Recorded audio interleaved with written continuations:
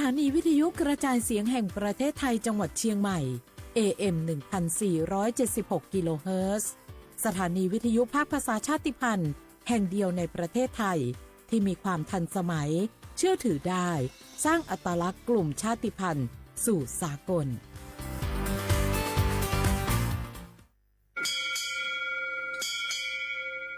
โอโบดะจ้าโอเบชเปอร์เมืองสุงคาก็ว่าย้อจงอุดูธรรมา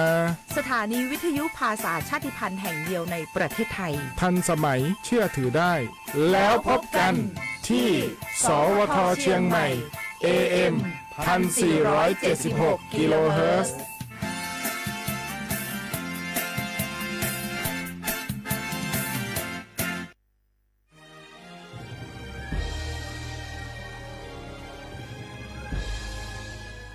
เกิดเป็นคนไทย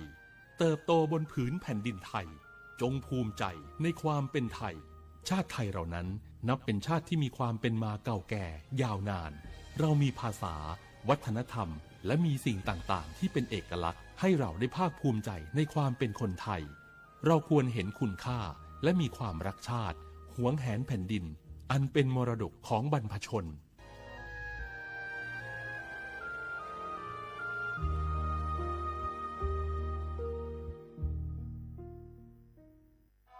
ฟ้าสลัวมัวแสงระวีส่องนกหยุดร้องวังเวงให้เงียบเหงามองฟ้าวันนี้เป็นสีเทาอกประชาหมองเศร้าระทมสวงด้วยพระราชธิดาพระองค์ใหญ่เสด็จคันไลสู่แดนสวงเสียงร่ำไห้สะท้อนสถานสวงพระเป็นดั่งดวงใจไทยประชาเจ็บป่วยต้องหาหมอแต่ไม่รู้ว่ามีสิทธิ์รักษาพยาบาลอะไรใช้ได้ที่ไหนวันนี้ตรวจสอบสิทธิรักษาพยาบาลด้วยตัวเองง่ายๆเพียงแค่เตรียมเลขบัตรประชาชน13หลักแอดไลน์ Official ของสปสช.ค้นหา @NHSO กดเพิ่มเพื่อนจากนั้นมองหาสัญลักษณ์รูปบัตรประชาชนกดเมนูตรวจสอบสิทธิแล้วทำตามขั้นตอนหรือโทรสายด่วนสปสช1330กด2ตรวจสอบสิทธิตลอด24ชั่วโมงหลักประกันสุขภาพแห่งชาติบัตรทอง30 บาทสิทธิหลักประกันสุขภาพของคนไทยร่วมเป็นเจ้าภาพงานระดับโลกจัดขึ้นในประเทศไทยการประชุมสภาผู้ว่าการกองทุนการเงินระหว่างประเทศและกลุ่มธนาคารโลก 12-18 ตุลาคมณศูนย์การประชุมแห่งชาติสิริกิติ์ด้วยแนวคิดโลกทัศน์ใหม่ของไทยเพิ่มศักยภาพคนสร้างภูมิคุ้มกันในโลกที่ท้าทายมาร่วมเป็นส่วนหนึ่งของการประชุมครั้งประวัติศาสตร์เพื่อปรับตัวสู่อนาคตร่วมกันอย่างมั่นคงเมื่อโชคชะตากำหนดให้หญิงผู้บริสุทธิ์กำเนิดขึ้นจากปฐมบทแห่งความรักอันยิ่งใหญ่การพลัดพรากการต่อสู้และบทพิสูจน์ความจริงร่วมสัมผัสเรื่องราวแห่งความรักความเสียสละและการแสดงอันวิจิตรงดงามของมหากาพย์รามเกียรติ์ในการแสดงโขนมูลนิธิส่งเสริมศิลปาชีพตอนสีดาในวันที่ 5 พฤศจิกายนถึง 10 ธันวาคมนี้ณศูนย์วัฒนธรรมแห่งประเทศไทยเปิดจองบัตรแล้ววันนี้ที่ไทยทิกเก็ตเมเจอร์เท่าเทียมยุติธรรมเสมอภาคว่างหัวชื่อลัวโยชายโยดมมือลองผิงปิงประเทศไทยเป็นสังคมที่มีความหลากหลายทางชาติพันธุ์แต่ละกลุ่มมีภาษาวัฒนธรรมและวิถีชีวิตที่เป็นเอกลักษณ์ซึ่งล้วนเป็นคุณค่าที่ควรได้รับการคุ้มครองพระราชบัญญัติคุ้มครองและส่งเสริมวิถีชีวิตกลุ่มชาติพันธุ์มีเป้าหมายเพื่อคุ้มครองสิทธิและศักดิ์ศรีของกลุ่มชาติพันธุ์ส่งเสริมการรักษาอัตลักษณ์ภาษาวัฒนธรรมและภูมิปัญญาท้องถิ่นพร้อมทั้งป้องกันการเลือกปฏิบัติและสนับสนุนการมีส่วนร่วมในการพัฒนาสังคมอย่างเท่าเทียมกฎหมายฉบับนี้มุ่งสร้างความเข้าใจเคารพในความแตกต่างและส่งเสริมการอยู่ร่วมกันบนพื้นฐานของความเสมอภาคเพื่อให้ความหลากหลายทางวัฒนธรรมเป็นพลังในการพัฒนาประเทศอย่างยั่งยืนดื้อหยอบผักแก้เหล่าซาแต่ผัดโดผัดชิเหล่าซาบาที่วิจวิออกคโลอาเชื่อที่เลี้ยงโง่ประสานสืบค้นติดตามข้อมูลเพิ่มเติมที่ศูนย์มนุษยวิทยาสิรินธรองค์การมหาชนกระทรวงวัฒนธรรม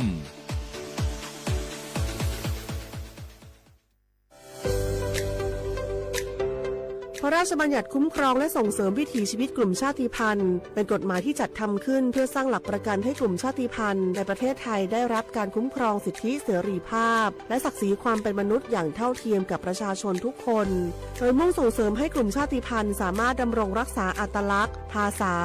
วัฒนธรรมภูมิปัญญาท้องถิ่นและวิถีชีวิตที่สืบทอดกันมาได้ภายใต้กรอบของรัฐธรรมนูญและกฎหมายของประเทศโดยนางสาวสบิดาไทยเศรษฐ์รัฐมนตรีว่าการกระทรวงวัฒนธรรมกล่าวว่ากฎหมายฉบับนี้สะท้อนให้เห็นถึงความสำคัญของความหลากหลายทางวัฒนธรรมซึ่งถือเป็นรากฐานสำคัญของสังคมไทยการที่เรามีพรบออกมาคุ้มครองเมื่อวันที่ 18 กันยายนนะคะปี 2568 ก็ถือว่าเป็นอีกก้าวหนึ่งนะคะถือว่าเป็นก้าวแรกที่จะเป็นการไม่ใช่แค่คุ้มครองวิถีชีวิตชาติพันธุ์แต่ว่าคุ้มครองความหลากหลายทางวัฒนธรรมซึ่งจะทำยังไงให้ทุกท่านนี้สามารถอยู่ร่วมกันในสังคมได้อย่างเท่าเทียมโดยคำนึงถึงศักดิ์ศรีความเป็นมนุษย์ก็ถือว่าจะมีอีกหนึ่งเครื่องมือในการที่จะปกป้องสิทธิต่างๆและทำให้ทุกท่านนั้นสามารถเข้าถึงสิทธิขั้นพื้นฐานประเทศไทยเป็นสังคมที่ประกอบด้วยประชาชนจากหลากหลายกลุ่มชาติพันธุ์เช่นกะเหรี่ยงม้งลาหูลีซูอาคาและอีกหลายกลุ่มที่มีประวัติศาสตร์ภาษาและวัฒนธรรมเป็นเอกลักษณ์ในอดีตกลุ่มชาติพันธุ์จำนวนไม่น้อยประสบปัญหาการเข้าถึงสิทธิขั้นพื้นฐานการเลือกปฏิบัติหรือข้อจำกัดในการดำรงวิถีชีวิตดั้งเดิมกฎหมายฉบับนี้จึงมีเป้าหมายในการสร้างกลไกที่ช่วยลดความเหลื่อมล้ำส่งเสริมการมีส่วนร่วมและเปิดโอกาสให้กลุ่มชาติพันธุ์มีบทบาทในการกำหนดแนวทางการพัฒนาที่สอดคล้องกับบริบทของตนเองสาระสำคัญของพระราชบัญญัติประกอบด้วยการคุ้มครองสิทธิของกลุ่มชาติพันธุ์ในการรักษาและสืบทอดภาษาประเพณีศิลปะวัฒนธรรมความเชื่อและภูมิปัญญาท้องถิ่นการส่งเสริมการศึกษาที่คำนึงถึงอัตลักษณ์ทางวัฒนธรรมการป้องกันการเลือกปฏิบัติด้วยเหตุแห่งความเป็นกลุ่มชาติพันธุ์ตลอดจนการจัดตั้งคณะกรรมการและกลไกต่างๆเพื่อกำหนดนโยบายติดตามผลและประสานความร่วมมือระหว่างหน่วยงานของรัฐองค์กรปกครองส่วนท้องถิ่นภาคประชาชนและผู้แทนกลุ่มชาติพันธุ์นอกจากนี้ยังเปิดโอกาสให้มีการกำหนดพื้นที่คุ้มครองวิถีชีวิตกลุ่มชาติพันธุ์ในบางพื้นที่เพื่อสนับสนุนการอนุรักษ์วิถีชีวิตและการจัดการทรัพยากรตามหลักเกณฑ์ที่กฎหมายกำหนดประโยชน์ของกฎหมายฉบับนี้คือการสร้างความเสมอภาคและลดการเลือกปฏิบัติในสังคมส่งเสริมการอนุรักษ์ความหลากหลายทางวัฒนธรรมและสนับสนุนให้ภูมิปัญญาท้องถิ่นได้รับการสืบทอดสู่คนรุ่นใหม่นอกจากนี้การมีส่วนร่วมของกลุ่มชาติพันธุ์ในการกำหนดนโยบายและการพัฒนาพื้นที่ยังช่วยให้การดำเนินงานของภาครัฐมีความเหมาะสมกับบริบทของแต่ละชุมชนมากยิ่งขึ้นส่งผลให้เกิดการพัฒนาที่สมดุลและยั่งยืนทั้งในด้านเศรษฐกิจสังคมและสิ่งแวดล้อมนำไปสู่สังคมที่เปิดกว้างมีความเข้าใจซึ่งกันและกันและเคารพความแตกต่างของทุกกลุ่มคนอย่างยั่งยืนสนับสนุนโดยศูนย์มนุษยวิทยาสิริธรองค์การมหาชนกระทรวงวัฒนธรรม www.sac.or.th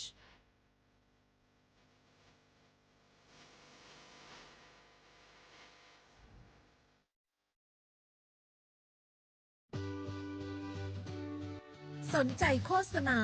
ผ่านช่องทางสถานีวิทยุกระจายเสียงแห่งประเทศไทยจังหวัดเชียงใหม่ให้ความรู้คู่ความสุขฟังชัดสัญญาณไกลครอบคลุมพื้นที่จังหวัดเชียงใหม่ติดต่อที่สวทเชียงใหม่053-276-068และ092-246-8579สถานีวิทยุกระจายเสียงแห่งประเทศไทยจังหวัดเชียงใหม่กรมประชาสัมพันธ์ประกาศรับสมัครบุคคลเป็นลูกจ้างเหมาบริการตำแหน่งพนักงานกระจายเสียงภาษาเมียนจำนวน1อัตราเพื่อเป็นตัวแทนนำข่าวสารร่วมพัฒนาคุณภาพชีวิตชาวเมียนและเผยแพร่วัฒนธรรมท้องถิ่นให้เป็นที่รู้จักผู้สนใจยื่นใบสมัครด้วยตนเองได้ที่งานธุรการสถานีวิทยุกระจายเสียงแห่งประเทศไทยจังหวัดเชียงใหม่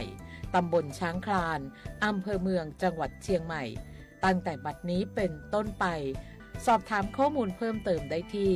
053-276-068ในวันและเวลาราชการ มั่งลิวเอาเก่งเศร้าก็โอ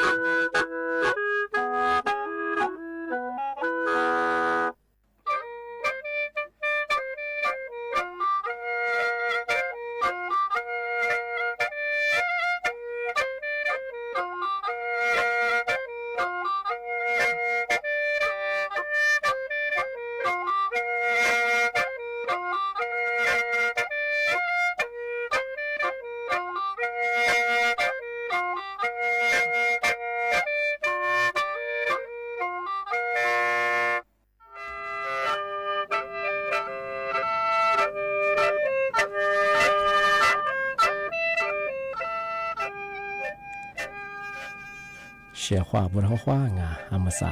อาโวลิซุงโดยที่ตะควาจบไปแล้วงาอาโวลิซุงปากากุงปัญญาสถานีวิทยุกระจายเสียงแห่งประเทศจังหวัดเชียงใหม่สำนักงานประชาสัมพันธ์ที่3กรมประชาสัมพันธ์วัดดุจ้างา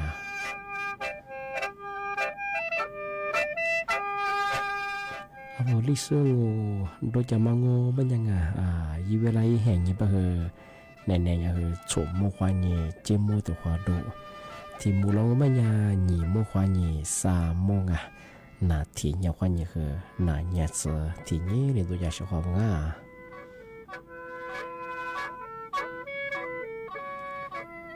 อาวุธลิซุงโดมังมันยังหนีกาดิลีนั่นละงยี่วุฒิกาไปถือวิทยุวิทยุมันยังคือยี่ระบบยังคือระบบ AMยี่ครึ่งความถี่ของมันคือที่ตัวลีเฮียฉีดสิโจว่าโจนอยากเห็นตัวล่างตีนี้ถ้าว่าเฟซบุ๊กไลน์ยี่เพลงของมันคือสวทเชียงใหม่ AM 1476กิโลวัตต์ที่ไลฟ์สุดจังยี่เบอร์โทรศัพท์ของมันคือ053 276 0070 053 276 0070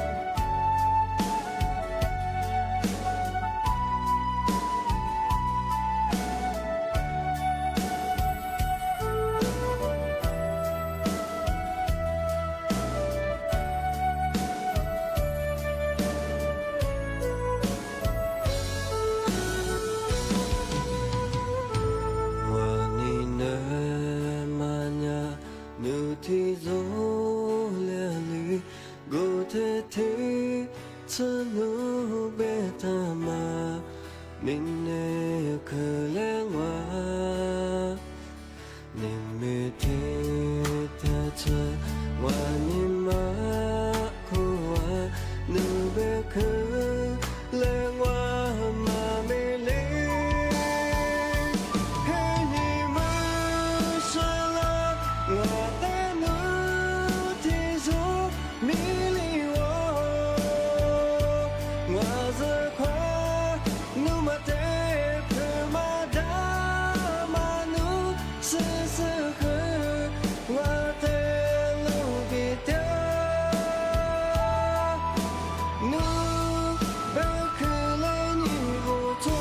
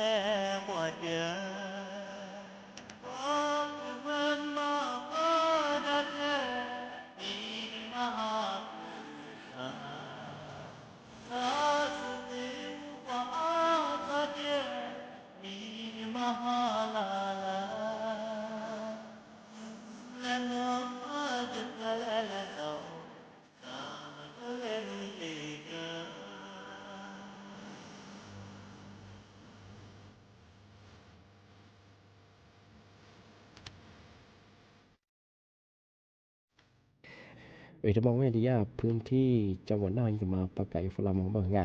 เอาที่อาจจะลูกคุยเคยจะสูงไงอาจจะจุยเคยจะสูงแบบไงมาเคยจะคือจะซื้อจะมาคือมุมมองที่เลยแถจะได้บุรุษไงสิพูดว่าคืออาจจะมาคือยิ้มมุจะบ้างไงที่8 เมตร8 เมตรไงอะไร8 เมตรคนยิ่ง9 เมตรสิที่มัวละไปยังไงอาจจะเป็นตัวบัวอาจจะลูกคุยเคยจะสูงไงคืออาจจะอย่างนี้อย่างที่เลย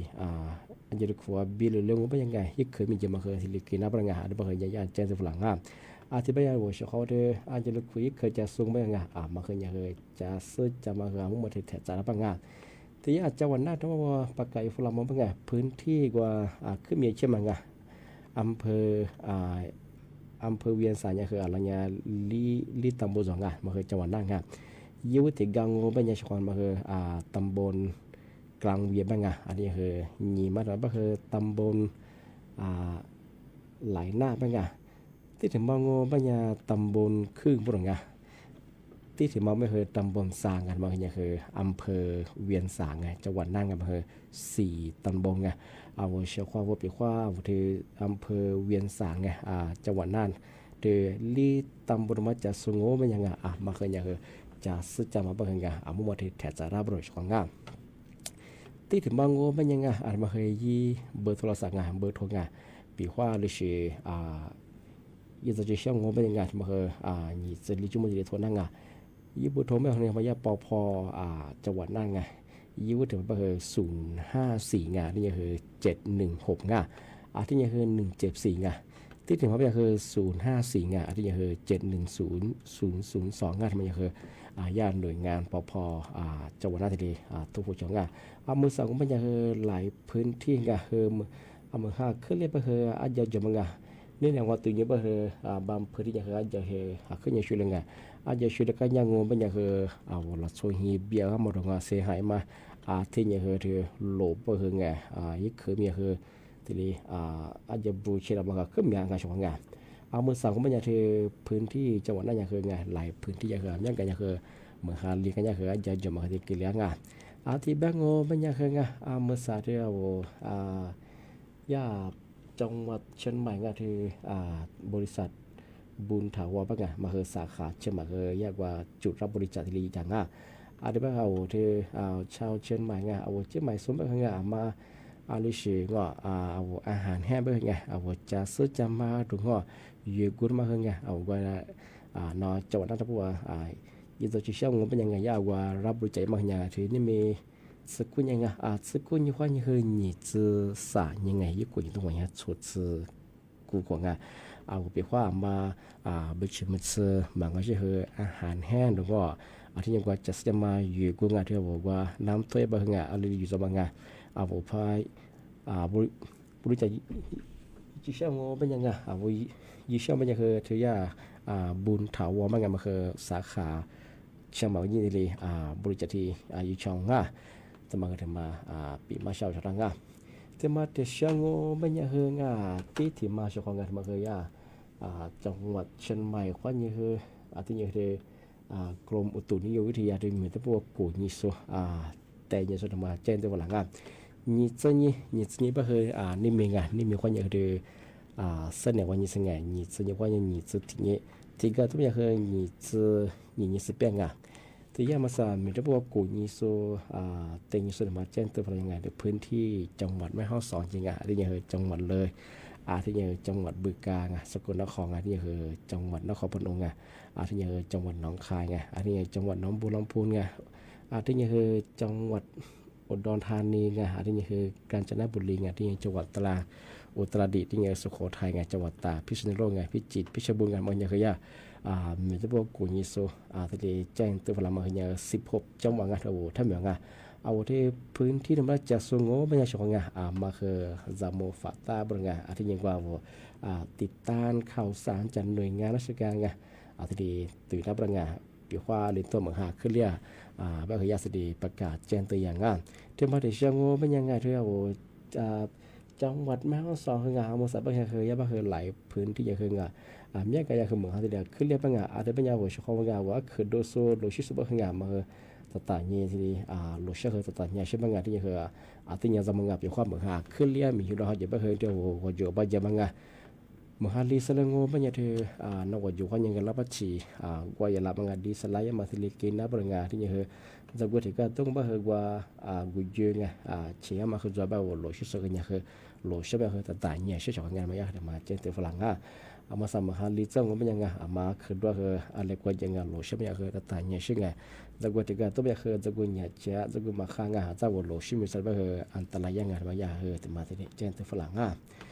ที่บ้านมันยังคือมหาลิจังโง่มันยังว่าเราเคยชิโซโลชิโซบ่คืองามาคือมกกาบุชเหแต่ละว่าสาคือแต่ละจ้ามหาลิบ่คือว่าที่เลยว่าดูงามันก็ยังจ้าว่ามาแต่ละบ่คือมาผ่านยังจ้านานเลยมาคืองาอาจารย์นามาคือเกรนังอาจารย์มาทศบ่คือเล็ดว่ากูดูนาดงอีชินามัง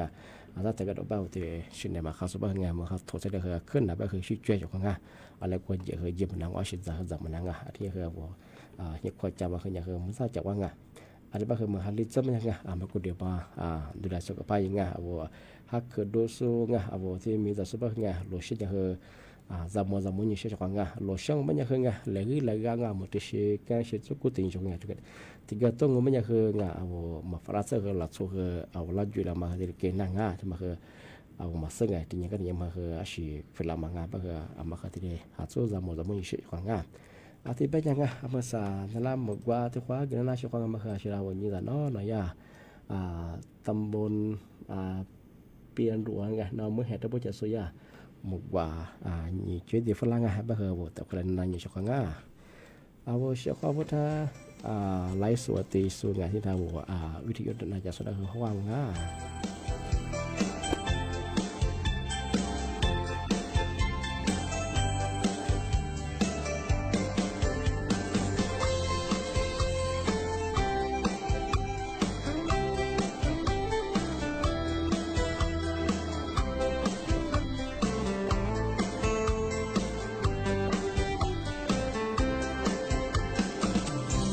Semua tinggi deh, sejak jali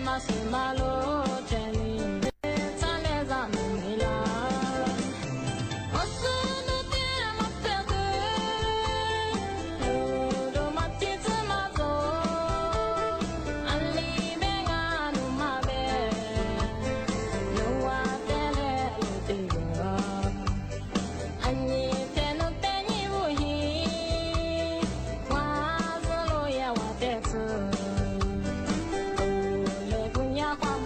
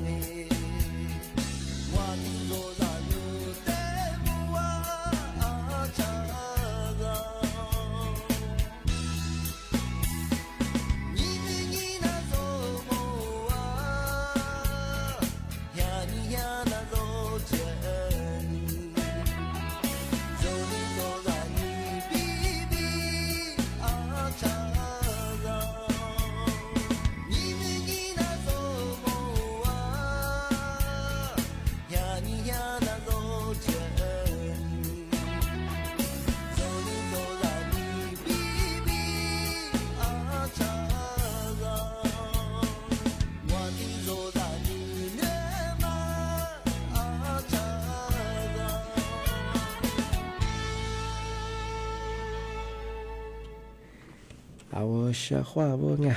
มากกว่าเดฟลาสุดละคือบุมงที่นี่ที่มาเทเชื่องานั่นละคือที่มาปีมาอัติสตาจินเชื่อของงานเมื่อสาพอบตลองพระแบงบัญญัติคือผู้บัญชาการตำรวจแห่งชาติคือแม่สุภาอีกว่าชื่อีกว่าสุยวุฒิแบบบางบัญญัติมาคือปีขวาหลัดโชพับผีเลี้ยงบัญญัติหลัดโชผีแล้วหลบมาแบบที่ยังหลัดโชความเมื่อบัญญัติทำบัญญัติคือนิจลิจุโมหัวยามาเชบรุงอาเมจินเลยแจ้งความอยู่เชิงบรุงที่เบื้องบนบัญญัติพบตรแบบบางเบื้องไงมาอย่าหน่วยงานตำรวจไงทุกพื้นที่ไงแบบนั้นมันคือไงปีว่าบุปผาวังมาพัดแจ้งความฝรั่งเป็นยังไงหลัดชุบผีเลี้ยวหลัดชุบความหมดว่าไงมีที่ชอบเลยควายเป็นยังไงว่ายี่เหตุผลยังคือนี่จะเรียกว่าเป็นหุ่นยนต์มาถัดแบบบดงปีว่าประชาชนไงประชาชนว่ามาดูเฉยหลัดชุบผีหลัดชุบความหมดว่าไงพัดแจ้งความอะไรยังคือมีที่ชอบเลยดำเนินการเย่บดงทำไมอาจจะเป็นยังไงนี่จะเรียกว่ายังคือหุ่นยนต์มาเชื่อบ้างที่เบื้องบนยังเชื่อความปีว่าว่าเชื่อความว่าแบ่งที่สายยิมาว่าซื้อความหลัดส่งหลัดส่งความมโนผีเรื่องว่าเป็นย่าเชื่อความว่ามายินที่ปัจจัยความยิงว่าเป็นยังไงนี่จะลิจุ่มที่มันยังมาเชื่อบ้างที่บางมาสยาพอบตลอดแบบนี้ตัวอย่างหน่วยงานตำรวจก็เคยเป็นละมั้งมาปีว่าปัจจัยความอะไรยังไงที่ทะเลมีทะเลควายเป็นยังไงว่าถ้าไอ้บ้างว่านี่จะลิจุ่มมาเป็นหุ่นยนต์เป็นแต่แบบโรงงานทำไมที่ย่าที่จะมาปีมาละงานบ้างจะมาปีมาเช่าละงาน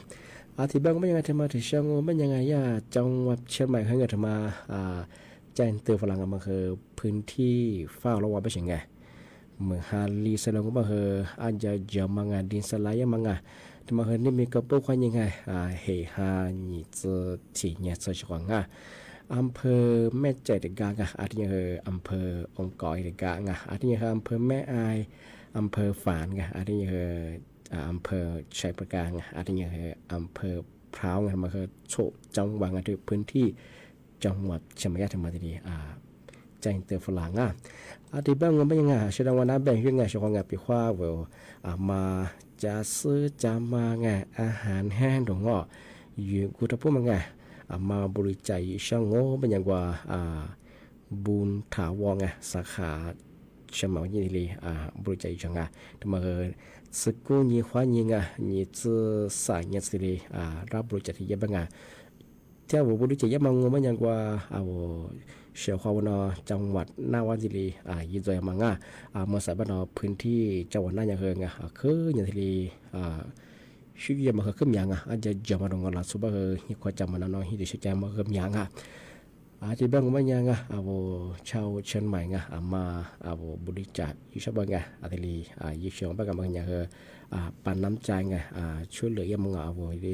ยี่จอยเราความปีว่าเชียวว่าพื้นที่อะไรต้นบางมาอะไรจุดจังบางอะไรเดือดร้อนคือ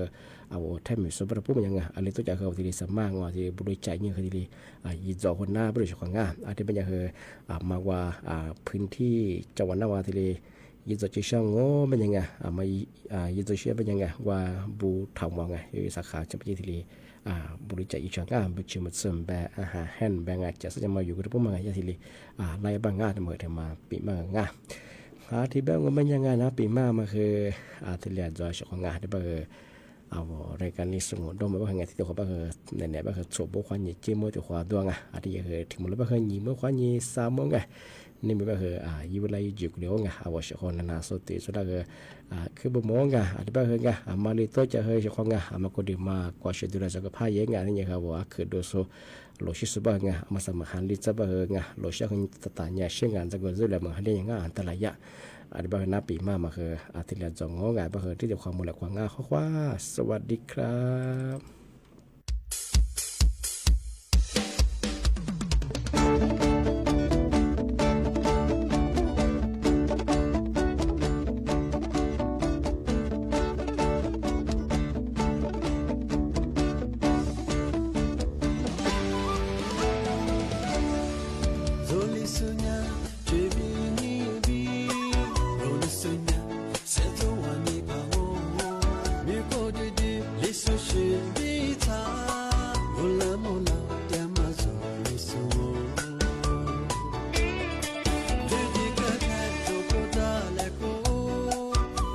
沙特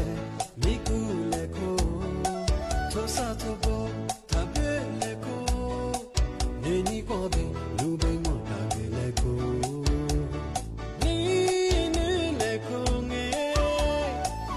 巴多巴的路易玛，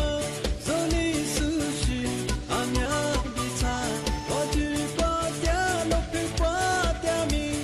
这里苏贝米走呀比你苏，走你苏你苏，你苏的我走挂大事，来拍故事，你讲起来，你苏卡米走沙布达嘞，你苏西贝个走去杜嘞，走走去的，走你的嘞。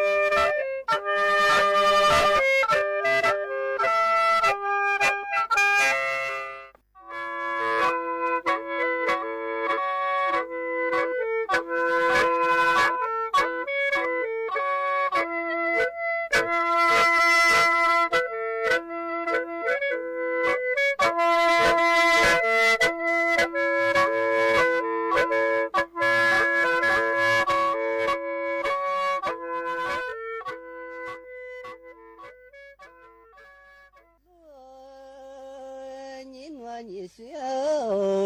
营啊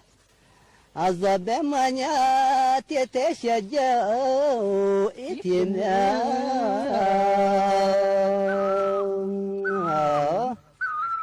还没来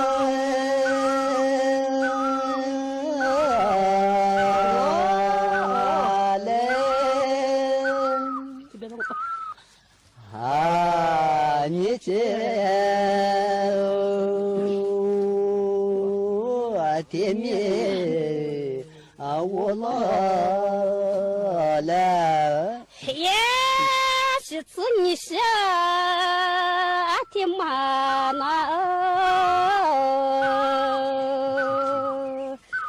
咋的咋可？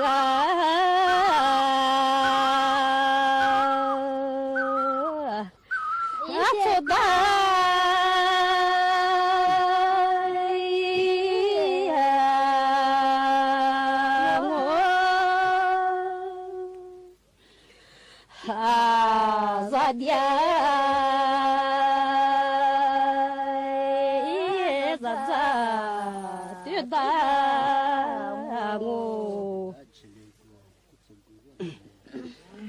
一天是也阿弥你学走啊，就这个的的是子一就这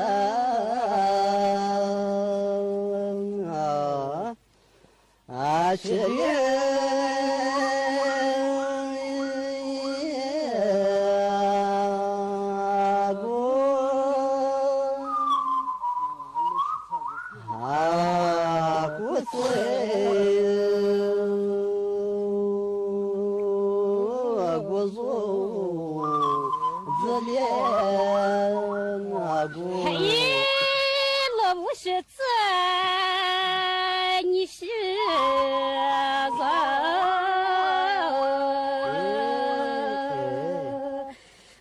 你是的，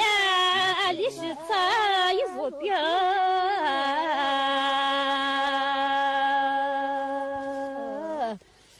马错。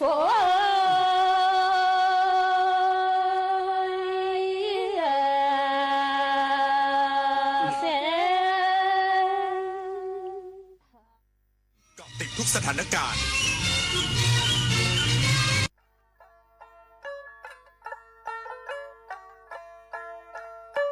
ซึ่งมีหัวข้อข่าวดังนี้